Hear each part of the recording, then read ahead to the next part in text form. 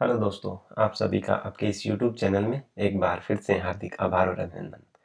देखिए, हम कल प्रीवियस वीडियो में बात कर रहे थे किसके बारे में, जो भी उत्तल दर्पण जो है उससे प्रतिबिंब निर्माण हमने देखा था, दर्पण समीकरण हमने देखी थी।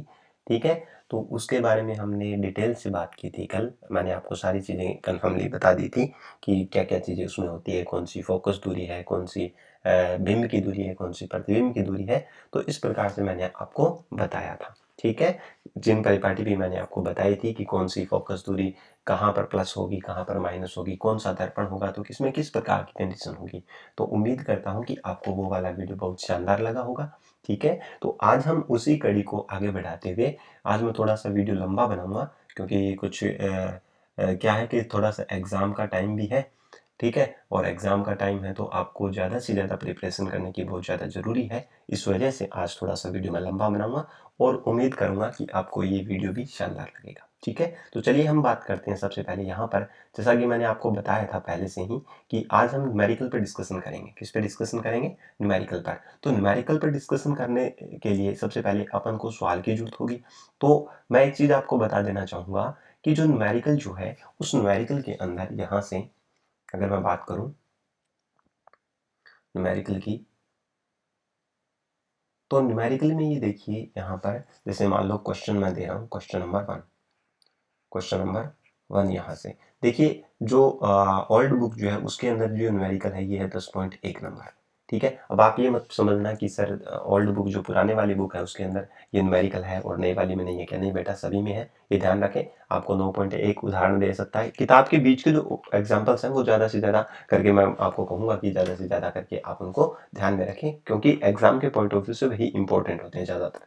ठीक है, तो अगर आपको वो आते हैं तो आपका कैसे भी क्वेश्चन दिया हो तो आप उसको हल कर सकते हो। चलिए हम बात करते हैं सबसे पहले क्वेश्चन की, जहां पर आपको दे रखा है कि किसी ऑटोमोबाइल, एक ऑटोमोबाइल है, ऑटो मोबाइल दिया हुआ है, ऑटो मोबाइल, और इस ऑटो में मोबाइल में साइड मिरर लगा हुआ है। कौन सा मिरर लगा हुआ है?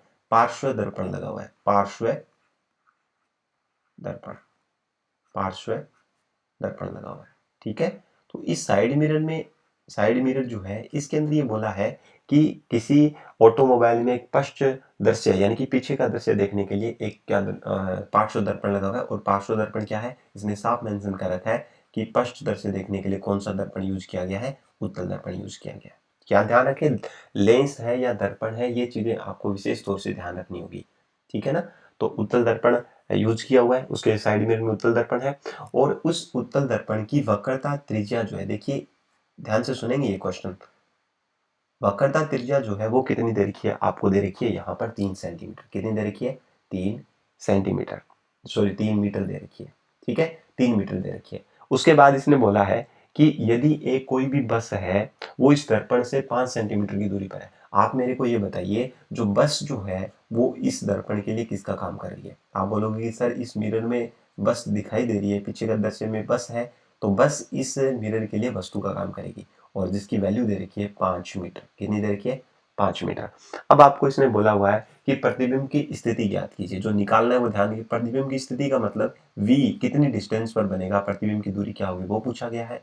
दूसरी बात इसने पूछी हुई है कि प्रतिबिंब की जो प्रकृति है वो कैसी होगी। प्रकृति का मतलब आप लोग समझ चुके होंगे कि सर प्रकृति का मतलब तो आपने बताया था कि आभासी होगा, वास्तविक होगा, वो प्रकृति में कंसिडर होगा।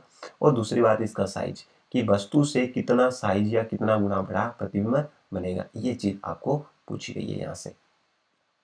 ठीक है, ये क्वेश्चन है। एक बार दोबारा से देखिए, एक ऑटोमोबाइल है, उसमें पार्श्व दर्पण लगा हुआ है, वो एक उत्तल दर्पण है, और उस उत्तल दर्पण की वक्रता त्रिज्या आपको 3 सेंटीमीटर दे रखी है।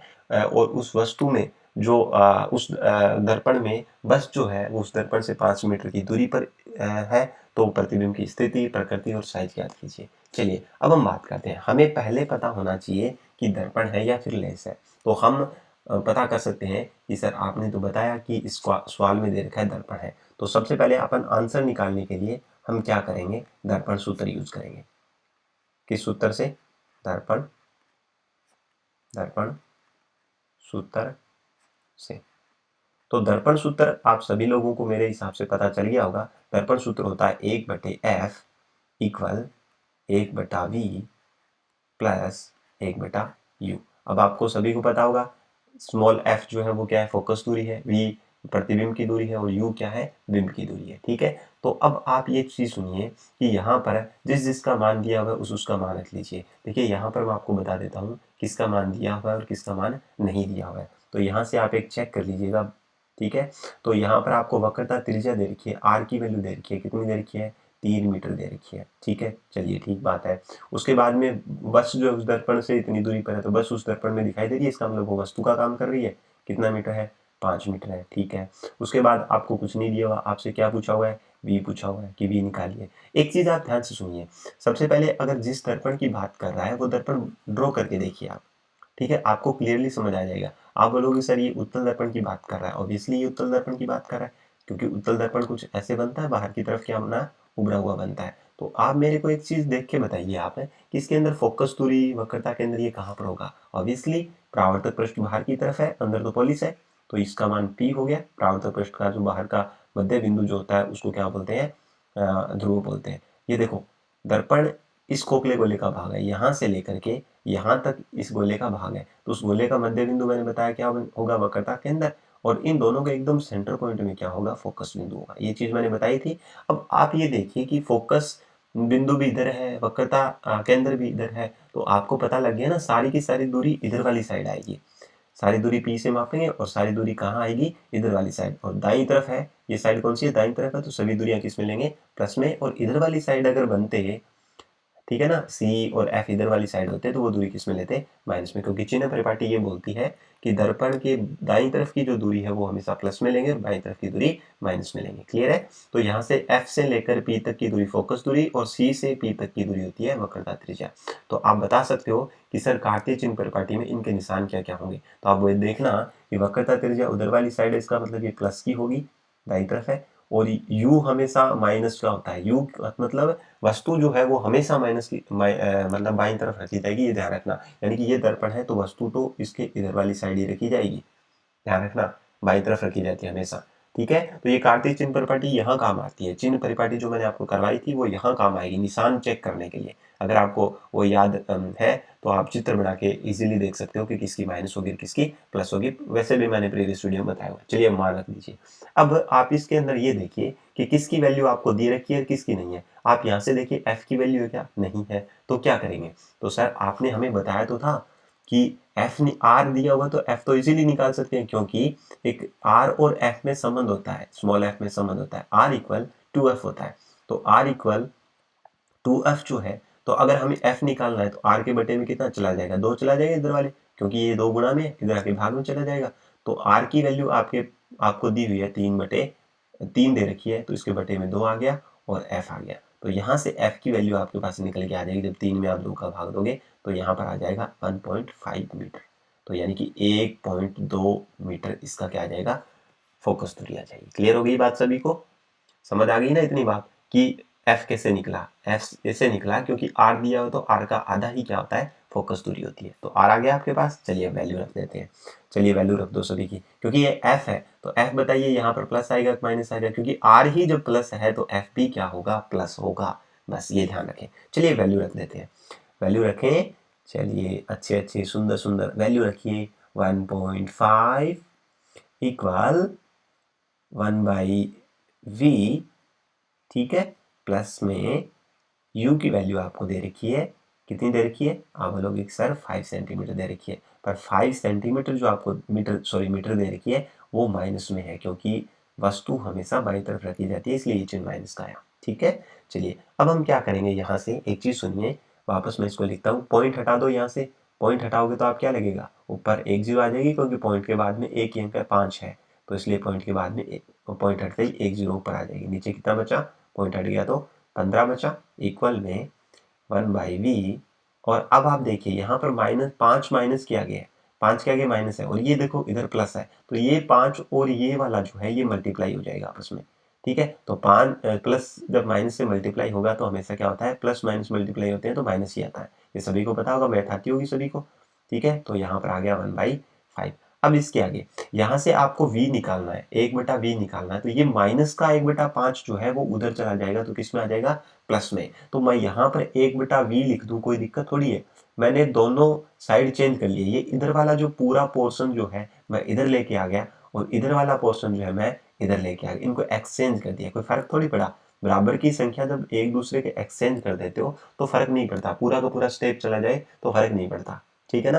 पर एक चीज को लेके जाते हो तो निशान बदल जाते हैं, पूरा चेंज कर सकते हो, तो पूरा चेंज किया मैंने, ये इधर आया। अब ये माइनस का 1/5 था, वो इधर वाली साइड आया, तो किसमें चला गया, प्लस में चला गया, ठीक है। तो ये चला गया 10/15, ठीक है। मैंने पहले चेंज किया और फिर उसके बाद में इस माइनस के 1/5 को उधर भेज दिया, तो ये किसका हो गया, 1/5 प्लस का हो गया, ठीक है। यहाँ तक क्लियर होगी। अब चलिए आगे करते हैं, 1/v इक्वल, अब क्या करते हैं, अब भिन्न में संख्या है तो हम इसका एलसीएम लेंगे। एलसीएम क्या आएगा, सबसे बड़ी संख्या को उठाओ, यहाँ से उठानी होती है। सब इनमें सबसे बड़ी संख्या कौन सी है, 15। इसकी टेबल बोलते जाओ, 15 एकम 15, क्या 15 का इन दोनों में भाग जा रहा है, ऑब्वियसली जा रहा है, इसका मतलब आपका एलसीएम तो यही होगा। यानी कि किसी भी बड़ी संख्या को उठाओ और उसको उठा करके आप भाग देने का प्रयास करो। क्या सबसे वो सबसे छोटी संख्या देखो जिसमें दोनों का भाग चला जाए, तो मुझे पता है कि 15 है, 15 में 15 तो जाता ही है, 5 का भी जाता है, तो वो आपका एलसीएम हो जाएगा, ठीक है ना। या आप अपने तरीके से जैसे भी निकालना चाहो, मैथ आती होगी आपको, वैसे मैं तो ऐसे ही निकालता हूँ ज़्यादातर। 15 को 15 में भाग दिया, 1 आया, 1 को 10 से गुना किया, कितना आ गया, 10 आ गया, प्लस का प्लस। अब 5 का 15 में भाग दोगे तो क्या आएगा, 5 का 15 3 आएगा, 3 को 1 से गुना करोगे तो कितना आएगा, 3 ही आएगा। अब इधर वाले स्टेप में यहाँ से चलते हैं, ठीक है। तो थोड़ा सा यहाँ आ जाइए अब आप सभी, ठीक है। अब यहाँ से करें तो यहाँ पर क्या आएगा, देखिए मैं कलर चेंज कर लेता हूँ थोड़ा सा। 1/v बराबर कितना बचा, 10 और 3 कितना हो गया, 13, 13 बटे कितना हो गया, 15, ठीक है। हमें तो v की वैल्यू चाहिए, 1/v नहीं चाहिए, तो इसको पलट दो, इसको पलट दोगे तो बराबर वाली संख्या भी पलट जाएगी। तो v 1/v है, तो इसको पलटेंगे तो क्या होगा, इसके व्युत्क्रम क्या होगा, सीधा v/1 होगा, और v/1 क्या होता है, v होता है, ठीक है। तो आगे वाली संख्या भी पलटेगी, क्योंकि इधर वाली पलट गई तो उधर वाली भी पलट जाएगी। तो 15 बटे क्या हो गया, 13। अगर आप पलटना नहीं चाहते हो, v की वैल्यू निकालना चाहते हो, तो आप क्रॉस मल्टीप्लाई कर दे, या तो आप क्रॉस मल्टीप्लाई कर दें, क्योंकि 13 इंटू वी आ जाएगा, फिर v निकालोगे तो 13 इसके भाग में चला जाएगा, या फिर आप वैसे पलट दो, ठीक है। तो v इक्वल क्या आ जाएगा, यहाँ से जब आप भाग दोगे तो 13 एकम 13, पॉइंट लग गया, फिर बचा 2 जीरो, 13 ठीक है। तो कितना बच गया, 13, 2 जीरो बच गया, 13 एकम 13 आ जाएगा फिर, ठीक है। फिर 7 बच गया, 0 आ गया, 13 5 65 आ गया, ठीक है, 5 आ गया। फिर 5 के बाद में आएगा 3, जब यहाँ पॉइंट के बाद में 3 अंक लें तो तीसरा अंक अगर 5 से बड़ा हो ना, यहाँ वाला, यहाँ आएगा 3 आएगा, जब आप भाग दोगे ना आगे, क्योंकि भाग चलता रहेगा आगे, तो 3 आएगा। अब 3 यहाँ पर क्या है, 5 से छोटा है, या 5 नहीं है, या 5 से छोटा है, तो इसकी वजह से इस 3 को आप स्किप कर सकते हो। अगर 5 होता तो आगे वाले में 5 में आगे ऐड हो जाती, यहाँ ऐड हो जाता है 1 अंक, तो यहाँ 5 नहीं है, इसका मतलब इसको स्किप कर सकते हो। तो आपकी वैल्यू आपको निकल के आ गई, v इक्वल कितना आ गया, 1.15। अब मीटर है तो मीटर लगा दो, और अगर मीटर नहीं है तो आप सेंटीमीटर लगा सकते हो, ठीक है। जो दिया हो वही लगानी है यूनिट, ठीक है। तो आपकी प्रतिबिंब की दूरी कितनी आ गई, 1.15 मीटर आ गई। क्लियर हो गई बात सभी को। तो ये स्थिति वाला पहला कंप्लीट हो गया। तो प्रतिबिंब की स्थिति क्या होगी कि अब आप देखिए प्लस में आ रही है, प्लस में आ रही है, इसका मतलब दर्पण के पीछे बनेगा ना, ये देखो पुलिस वाली साइड बनेगा, क्योंकि प्लस चिन्ह यहाँ है चित्र में, देखिए प्लस यहाँ है, इसका मतलब ये दाईं तरफ बनेगा। और दाईं तरफ क्यों बन रहा है, क्योंकि इधर वाली दाईं तरफ तो पुलिस है, तो इधर बन रहा है, इसका मतलब कैसा बनेगा, आपको पता है कि पुलिस के अगर जस्ट सामने बने, पुलिस के सामने बने, तो इसका मतलब आभासी बनेगा, और आभासी हमेशा क्या होता है, सीधा, ठीक है। ये देखो प्रतिबिंब की स्थिति आ गई कि प्रतिबिंब जो है 1.15 मीटर की दूरी पर बनेगा, ठीक है, दर्पण के पीछे बनेगा। चलिए दूसरा जो है हमारे पास, दूसरा क्या पूछा हुआ है, इसने पूछा हुआ है प्रकृति क्या है। प्रकृति वैसे हम चित्र में भी देख सकते हैं, जब v की वैल्यू आ जाए ना आपके पास, तो आप v की वैल्यू से कंसीडर कर सकते हैं कि प्लस आया है या v का मान माइनस आया है, तो उसके हिसाब से चित्र में चेक कर लो कि आभासी बनेगा क्या वास्तविक बनेगा। वास्तविक बनेगा तो माइनस आएगा, और आभासी बनेगा तो प्लस में आएगा v का मान, ठीक है। चलिए प्रकृति निकालने के लिए आपके पास एक और फॉर्मूला है, मैंने बताया था, m बराबर क्या होता है, आवर्धनता लगाएंगे, m बराबर फॉर्मूला क्या होता है, माइनस का v बटा u होता है। चलिए देखते हैं, m इक्वल माइनस का निशान माइनस का आ गया, v की वैल्यू कितनी निकल के आ गई, अभी निकली है 1.15 आ गई, ठीक है। और बटे में क्या आ गया, माइनस का u की वैल्यू कितनी है, 5 मीटर है। तो माइनस से माइनस ये क्या हो जाएगा, कैंसिल आउट हो जाएगा, और ऊपर क्या बचेगा, ऊपर बचेगा, आप बोलोगे कि सर ऊपर बच गया हमारे पास 1.15। जब आप ऊपर से पॉइंट हटाओगे, ये वाला जो पॉइंट हटाओगे, तो पॉइंट के बाद में कितने अंक है? आप बोलोगे सर 2 अंक है, तो इसका मतलब नीचे कितने जीरो लगेंगे? 2 जीरो लगेंगे। तो ऊपर हो गया 115/5 दिया ही हुआ है, और इंटू में कितना लग गया? पॉइंट के बाद 2 अंक है तो 2 जीरो लग गई। ठीक है, अब यहाँ से आप ये करोगे, 5 के पार्ट से कट रहा है, 5 एकम 5 और 5 दूआ 10 और 5 दिया 15, 23 से कट रहा है, तो इसकी वैल्यू आ जाएगी आपके पास 23/100। और जब 23 में 100 का भाग दोगे, तो जब नीचे 2 है तो ऊपर अंक भी 2 छोड़ के पॉइंट लगा दो, 1 और 1 2, तो 2 छोड़ के पॉइंट लगाओ तो कितना उत्तर आ जाएगा? पॉइंट कितना आ जाएगा? 2 3 आ जाएगा। ठीक है, यहाँ पॉइंट के आगे 0 लगाओ तो लगा दो, वरना 0.23 गुना, क्योंकि आवर्धनता का मतलब क्या है कि कोई भी दर्पण जो है वो उस वस्तु का कितना गुना बड़ा कर देता है, तो उसकी आवर्धनता कहलाती है। तो इसका साइज आ गया हमारे पास, साइज आ गया।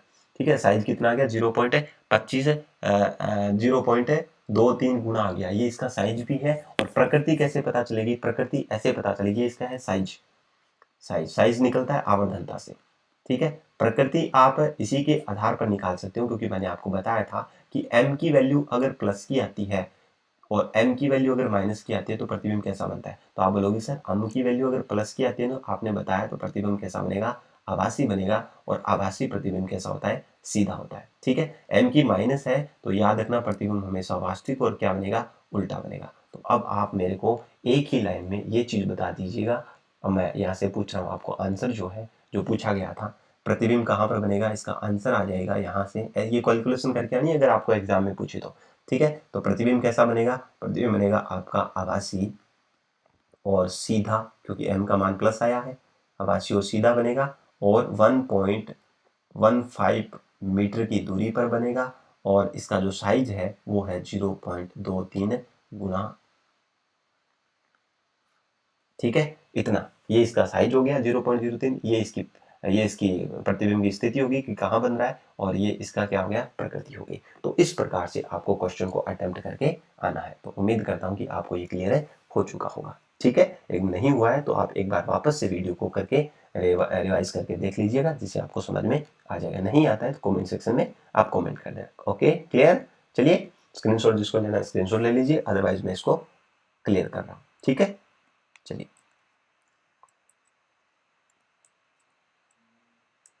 अब आपको एक और न्यूमेरिकल दे रखा है, वो करवाता हूं मैं। चलिए, यहाँ पर 10.2 न्यूमेरिकल एक और है, 10.2 एग्जाम्पल 10.2 किताब के अंदर ही है बेटा, ये ध्यान रखना।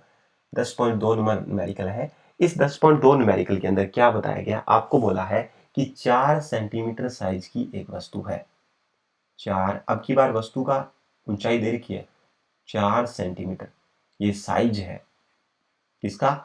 वस्तु का या बिंब। ठीक है ना, वस्तु हम किसको मान रहे थे? बिंब को ही हम वस्तु कहते हैं। तो याद रखना, ये साइज किसका दे रखा है? बिंब का साइज दे रखा है। ठीक ना, दूरी नहीं है ये बिंब की ऊंचाई है, यानी कि लंबाई। कितना बड़ा बिंब है? 7 सेंटीमीटर का, 4 सेंटीमीटर का क्या है? बिंब है। और वो बिंब किसी दर्पण से, याद रखें, वो बिंब जो है वो अवतल दर्पण से, किस दर्पण से? अवतल दर्पण से। इसने साफ दिया हुआ है कि ये जो बिंब है 4 सेंटीमीटर साइज का, ये अवतल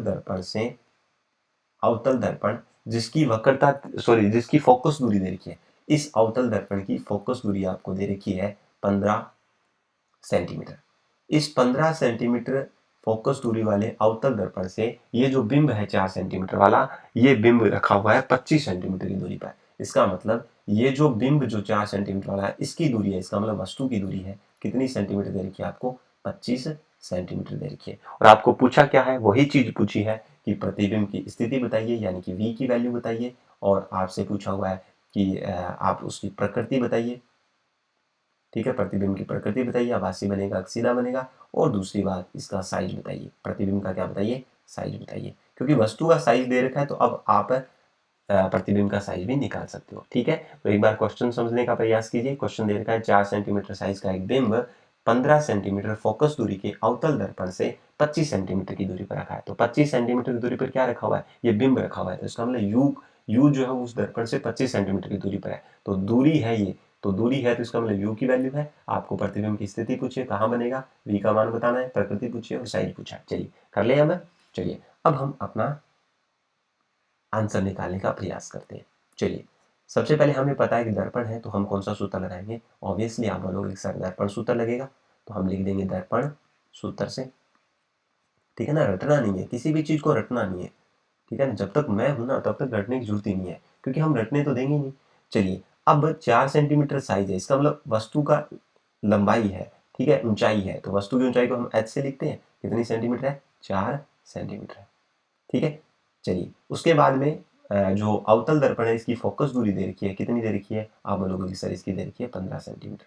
ठीक है, ये भी सही है। ये कितनी दूरी पर रखा हुआ है? जो बिंब जो है वो कितनी दूरी पर रखा हुआ है? ये भी क्वेश्चन में दिया हुआ है, 25 सेंटीमीटर की दूरी पर रखा हुआ है। ठीक है, अब ये चीज सारी अपने को दे रखी है। अब हमें एक चीज पता है कि ये कौन सा दर्पण है, तो आप बोलोगे कि सर ये वाला दर्पण जो है वो तो साफ दिख रहा है, बता रखा है क्वेश्चन में। कौन सा दर्पण है? अवतल दर्पण है। तो मैं अवतल दर्पण थोड़ा सा बना लेता हूँ, जिससे आपको थोड़ा सा सहूलियत हो जाए, प्लस माइनस में चक्कर नहीं रहे। अब चिन्ह लगाने हैं, इनके चिन्ह लगाने हैं, तो ये परावर्तक पृष्ठ का मध्य बिंदु ये रहा, पी है। अब की बार देखिए गोला इधर वाली साइड बन रहा है, क्योंकि अवतल दर्पण में गोला इधर वाली साइड ही बनता है। ठीक है, आप बोलोगे सर इधर वाली साइड ही बनता है, सही बात है। तो ये इस गोले का भाग है, ये दर्पण क्या है? इस गोले का भाग है, और इस गोले का जो मध्य बिंदु है वो कहलाता है वक्रता केंद्र, और इन दोनों के बीच का जो बिंदु है वो कहलाता है फोकस बिंदु। इसका मतलब साफ है कि अब की बार वस्तु भी इधर है, क्योंकि वस्तु तो हमेशा बाईं तरफ ही रखी जाती है, तो बाईं तरफ की ये वाली दूरी माइनस तो होती है, और दाईं तरफ वाली दूरी क्या होती है? प्लस, क्योंकि अब की बार सारी की सारी जो चीजें हैं वो इधर वाली साइड है, बाईं तरफ है। इसका मतलब सभी का मान क्या हो जाएगा? क्या हो जाएगा? सभी का मान माइनस का हो जाएगा। अब आप बोलोगे सर ये एच जो है इसका मान क्या होगा? एच का मान मैंने बोला हुआ है कि अगर वस्तु जो है, वस्तु हमेशा बाई तरफ रखी जाती है, ये मैंने रख दी ए और बी। तो आप ये देखिए, वस्तु की ऊंचाई को हमने एच बोला था, और मैंने एक चीज बोली थी कि मुख्य अक्ष के अगर ऊपर है तो मुख्य अक्ष के ऊपर की ऊंचाई किस में लेते हैं? प्लस में लेते हैं। प्रीवियस वीडियो में आप एक बार चेक करके आना। तो ये एच का मान भी किस में आ जाएगा? प्लस में आ जाएगा। ठीक है, चलिए अब एफ क्या है? एफ माइनस आएगा, क्योंकि बाई तरफ है। क्योंकि एच प्लस क्यों लिया? क्योंकि ऊंचाई की बात कर रहा है, ना कि दूरी की बात कर रहा है। अगर दूरी की बात करता ना, ये वस्तु की यहां से लेकर के यहां तक की बिंब ध्रुव तक की जो दूरी होती है, वस्तु की ध्रुव से दूरी, ये होती है यू। ये होगी माइनस में, ना कि ऊंचाई माइनस में होगी। ऊंचाई तो मुख्य अक्ष के ऊपर है, तो प्लस में लेंगे। ठीक है, तो यू ये रहा, यू ये दूरी है वस्तु की दूरी, तो ये किस में आ जाएगी? माइनस में। यू हमेशा माइनस आएगा, चाहे दर्पण हो, चाहे लेंस हो, चाहे कोई सा दर्पण हो, कोई भी लेंस हो, तो हमेशा माइनस ही आता है। ठीक है, चलिए सूत्र लगा देते हैं अब। ठीक है, चलिए दर्पण सूत्र क्या बोलता है? 1/f इक्वल 1/v और प्लस में 1/u, ये सूत्र बोलता है। चलिए, जिस जिसका मान दे रखा है वो मान रख दीजिए। तो 1/f, एफ की वैल्यू कितनी दे रखी है? आप बोलोगे सर माइनस के 15 दे रखी है। ठीक है, सही बात है। उसके बाद में बराबर का निशान आएगा। v की वैल्यू आपके पास है नहीं, प्लस का प्लस आएगा। u की वैल्यू आपको दी हुई है, कितनी दी हुई है? आपको u दे रखा है माइनस का 25 दे रखा है। अब इस 25 है तो इसको एक बार ब्रैकेट में बंद कीजिए, क्योंकि दो निशान एक साथ आए तो थोड़ा अपने को तरीका सही नहीं रहता है, तो इसको ऐसे लिखते हैं अपन। तो माइनस का 15 15 हो गया। ठीक है, हमें v निकालना ही है। ठीक है, अब मैंने वही चीज बताई थी, ये दोनों आपस में गुणा हो जाएंगे निशान, तो प्लस माइनस के साथ गुणा होगा तो माइनस देगा, तो 1 क्या हो गया? 25 हो गया। अब वही कंडीशन वापस आ गई कि इन दोनों को हम इनकी जगह बदलेंगे। ये इधर वाला पोर्शन जो है, इधर वाला जो पूरा पोर्शन जो है उसको उधर ले जाएंगे, और इधर वाले पोर्शन को हम इधर ले आएंगे बराबर में। तो दोनों का क्या है? स्थान चेंज कर देंगे, एक साथ बदलेंगे तो फर्क नहीं पड़ेगा। तो आपको यहाँ पर निकल के आ जाएगा 1/v। अब आप मेरे को बताओ, 1/v है, इसके बराबर में क्या आ जाएगा? आप बोलोगे सर माइनस का 1/25 इधर है, उधर जाएगा तो प्लस का हो जाएगा। तो यहाँ पर ये तो है ही, माइनस का 1/15 तो दिया ही हुआ है, पर ये माइनस का जब उधर जाएगा तो किस में चला जाएगा? प्लस में चला जाएगा, 1/25 प्लस का हो जाएगा। ठीक है, इतनी बात समझ आ गई सभी को? ठीक है, क्लियर हो चुकी होगी। चलिए अब हम बात करते हैं 1/v बराबर, अब एलसीएम आपको लेना है। एलसीएम में मैंने बोला सबसे बड़ी संख्या को उठाइए और उसका पहाड़ा पढ़ना शुरू कर दिए। 25 से कम, बड़ी संख्या 25 है, 25 से कम 25, 25 का 25 में तो भाग जा रहा है, 15 में नहीं जा रहा। ठीक है, 25 दूना 50, 50 का 15 का भाग नहीं जा रहा। 25 दिया 75, क्या 75 का इन दोनों में भाग जा रहा है? ये सौ ये सीधा रहा है। इसका मतलब सबसे छोटी संख्या यही है, इसमें दोनों का भाग जा रहा है, ये एलसीएम होगा। अब 15 का भाग 75 में दोगे तो 5 आएगा, 5 को ऊपर 1 से गुणा करोगे तो 5 ही आएगा, और आगे निशान किसका है? माइनस का है, तो ये माइनस आ जाएगा। प्लस लगा हुआ है आगे। ठीक है, अब देखो 25 का 75 में भाग दोगे 3 आएगा, 3 को ऊपर 1 से गुणा करोगे तो क्या आएगा? 3 आएगा। क्लियर होगी बात? चलिए अब इधर वाली साइड में लिखना शुरू करता हूँ। ठीक है, आइए अब क्या होगा? 1/v बराबर में क्या लिखा हुआ है? देखिए माइनस का 5 है और प्लस का 3 है, बड़ी संख्या कौन सी है, माइनस का है, माइनस की बड़ी है, तो 5 में से जब 3 घटाओगे तो कितना बचेगा, 2 बचेगा, और किसके बचेंगे, वो माइनस के बचेंगे, क्योंकि माइनस की संख्या बड़ी है। ठीक है, बटे में क्या बच गया, 75 बच गया। अब आ जाओ, अब हमें तो v का मान निकालना, ना कि 1/v का, तो हम इसको पलट देंगे तो v/1 हो जाएगा, और v/1 हो जाएगा तो अब v मान आएगा, क्योंकि v में जब 1 का भाग दोगे तो v आएगा, और ये भी पलट जाएगी तो ये आ जाएगा 75/2, और निशान माइनस का है तो माइनस का ही आ जाएगा। चलिए अब हम जब इसमें भाग देंगे 2 का, तो ये कुछ आंसर इस तरीके से आएगा, माइनस का निशान तो है ही, 3 दूआ 6 हो गया, ठीक है, फिर हासिल बची 1, फिर 15 हो गया, 7 दूआ 14 हो गया, फिर 1 हासिल बची, फिर पॉइंट लगाया, फिर 0 लगाया, फिर 5 आया, 5 दूआ 10 हो गया। तो इस प्रकार से आपकी जो v की वैल्यू जो है वो आ गई कितनी, माइनस के 37.5, यानी कि ये प्रतिबिंब की क्या है, स्थिति है, याद रखें, ये प्रतिबिंब की आपको क्या निकल के आ गई, स्थिति। अब आप मेरे को ये बताओ, इस v के मान से आप चित्र में देख के बताओ कि प्रतिबिंब वास्तविक बनेगा कि आभासी बनेगा, वास्तविक बनेगा कि आभासी बनेगा। ठीक है, तो आप बोलोगे कि सर जो माइनस आ रखा है, इसका मतलब ये माइनस वाली साइड तो बाईं तरफ की होती है, इसका मतलब ये दर्पण के पीछे नहीं, पॉलिश वाली साइड नहीं बना है, इसका मतलब ये वास्तव में काटेगी रेखा, तो वास्तविक और क्या बनेगा, उल्टा बनेगा। तो यहाँ से भी अपन चेक कर सकते हैं। ठीक है, तो प्रतिबिंब की स्थिति, प्रतिबिंब कहाँ पर बनेगा, वास्तविक माइनस 37.5 सेंटीमीटर की दूरी पर बनेगा, और कैसा होगा, वास्तविक होगा, और वास्तविक और हमेशा क्या होता है, उल्टा। तो ये बात प्रतिबिंब की प्रकृति आ गई। अब बात रहेगी हमारे पास जो नेक्स्ट जो बात है वो क्या है, हमारे पास ये है कि सर अभी तो आपने बोला कि आवर्धनता निकालनी है, इसकी साइज निकालना है, प्रतिबिंब का क्या निकालना है, साइज। तो साइज निकालना है तो मैंने बताया था आपको m बराबर एक सूत्र होता है माइनस का v/u। ठीक है, अब की बार h दिया हुआ तो हम पूरे सूत्र को यूज करेंगे, ये पूरा सूत्र है h/h, ये पूरा सूत्र है। ये कब लगाएंगे पूरा सूत्र, जब आपको h दे रखी हो, दे रखी है तो हम क्या करेंगे, इस m को स्किप करेंगे, इन दोनों की बात करेंगे। तो यहाँ से क्या आ जाएगा, यहाँ से m बराबर में लिखते जाना, लिखो तो, वरना कोई दिक्कत वाली बात नहीं है। माइनस का v का मान आपके पास कितना है, v का मान अभी आपने निकाला है कि माइनस का 37 पॉइंट कितना है, 5 है, माइनस का 37.5 है, और बटे में क्या है, u है, तो u कितना दिया हुआ है आपको, 25 सेंटीमीटर दे रखा है, बराबर में h डेस का मतलब प्रतिबिंब का साइज है, h डेस लिख दो, h की वैल्यू आपको दे रखी है 4 सेंटीमीटर, 4 सेंटीमीटर की ऊंचाई का क्या है, बिंब है। चलिए आ गया, बराबर का बराबर निशान लगाइए, ये अंदर देखिए माइनस का निशान है और बाहर क्या है, माइनस है, तो इन दोनों को माइनस माइनस में गुणा होगा तो प्लस हो जाएगा, और प्लस होते ही ये वैल्यू आ जाएगी 37.5 आ जाएगी, निशान हट जाएगा, और बटे में माइनस का 25 है, ये माइनस अब भी पड़ा हुआ है। ठीक है,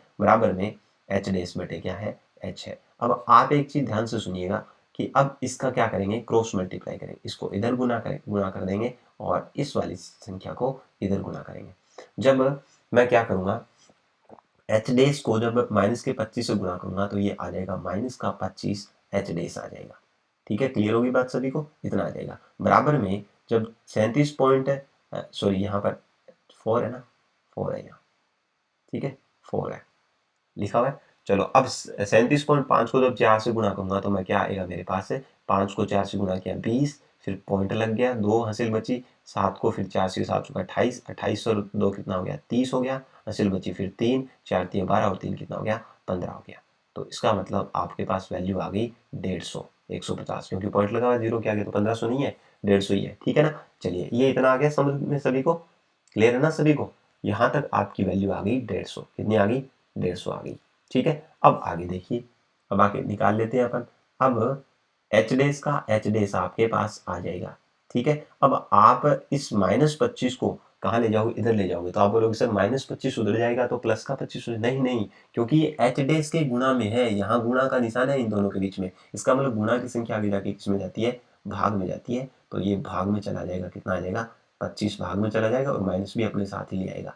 तो 25 का जब भाग दोगे तो ये कितनी बार जाएगा, 6 बार जाएगा, कितनी बार जाएगा, 6 बार जाएगा, तो माइनस का 6 आपका क्या आ गया, आंसर, यानी कि साइज जो है वो माइनस का क्या आ गया, 6। अब यहाँ से आप बोलोगे कि प्रतिबिंब का जो साइज है वो कितना आ गया, माइनस का 6 सेंटीमीटर आ गया। अगर सेंटीमीटर तो आप क्या लिखोगे, यहाँ पर सेंटीमीटर ही लिखोगे, तो माइनस का 6 सेंटीमीटर आंसर आ गया। चलिए हमें जो निकालना था, क्या वो सारी चीज़ें अब आ चुकी है, तो एक बार चेक कर लेते हैं। सबसे पहले हमें पूछा गया था कि प्रतिबिंब की स्थिति कहाँ बनेगी, तो प्रतिबिंब कहाँ पर बनेगा, माइनस का 37.5 सेंटीमीटर की दूरी पर बनेगा, वास्तविक होगा, क्यों होगा, क्योंकि m की वैल्यू अभी अभी आपने निकाली है कि सर m की वैल्यू माइनस आ रहा है, माइनस में आ रही है, इसका मतलब प्रतिबिंब कैसा बनेगा, वास्तविक और क्या बनेगा, उल्टा बनेगा। माइनस से आ रहा है ना, तो माइनस आ रहा है, इसका मतलब वास्तविक और उल्टा बनेगा। प्लस आता तो आभासी बनता। चलिए, तो साइज फिर क्या होगा, साइज प्रतिबिंब का ये होगा, अभी आपने निकाला है h डैश की वैल्यू, ठीक है, तो साइज आपके पास निकल के आ गया 6 सेंटीमीटर, यानी कि वस्तु से 6 सेंटीमीटर लंबाई का होगा। वस्तु 4 सेंटीमीटर की और ये क्या है 6 सेंटीमीटर। अब माइनस 6 सेंटीमीटर क्यों लिखा, माइनस क्यों लिखा है, क्योंकि प्रतिबिंब वास्तविक को उल्टा है, तो उल्टा है तो नीचे की जो ऊंचाई है मुख्य अक्ष के जो ये नीचे यहाँ बनेगा, चित्र में देखिए नीचे अगर बनता है तो मैंने बोला नीचे की जो ऊंचाई है वो हमेशा किस में लेंगे, माइनस में लेंगे, ठीक है, इसलिए ये मान माइनस का है, ठीक है। तो याद रख लोगे, तो उम्मीद करता हूँ कि ये क्वेश्चन भी आपको अच्छे से समझ में आ चुका होगा, ठीक है। चलिए, तो ये दोनों क्वेश्चन मैंने करवा दिए, अब सारे के सारे क्वेश्चन इसी बेसिस पर होंगे, ठीक है ना। समझ में आ गई सभी को, ये दिखाई नहीं दे रहा है शायद माइनस का 6 जो मैंने लिखा है, तो चलिए मैं थोड़ा सा इधर लिख देता हूँ। यहाँ पर जो मैंने लिखा है ना, इसका मान जो लिखा है मैंने, वो लिखा है माइनस का 6 सेंटीमीटर, माइनस का 6 सेंटीमीटर, ठीक है। तो ये क्वेश्चन हो गया, ठीक है। तो अब हम क्या करेंगे, यहाँ से देखेंगे वीडियो कितने मिनट का हो गया, 30 मिनट का हो गया। इसका मतलब आपको एक वीडियो साथ ही साथ में अपलोड कर दूंगा। तो ये जो है ये चीज़ें हमने देख ली है। अब हम देखेंगे आगे नेक्स्ट वीडियो के अंदर अपवर्तन के बारे में, कि अपवर्तन क्या चीज़ होती है, ठीक है। तो फिर मिलेंगे अपन नेक्स्ट वीडियो में, तब तक के लिए जय हिंद जय भारत।